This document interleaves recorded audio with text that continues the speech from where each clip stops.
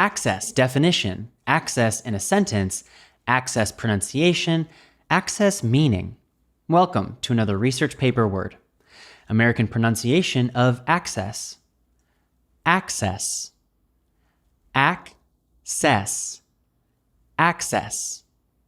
Access means to be able to enter or to obtain or retrieve. Common usages in academic writing: access denied, access granted, internet access, limited access. Example sentence: access noun. Only 4 members of the research team were granted access to the server. The common academic writing variations are access verb.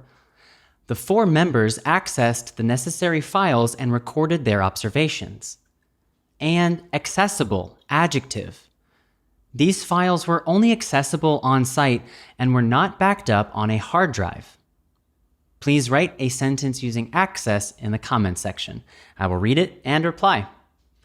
Now you can use access confidently in your research paper. Like and subscribe, and I'll see you in the next research paper video.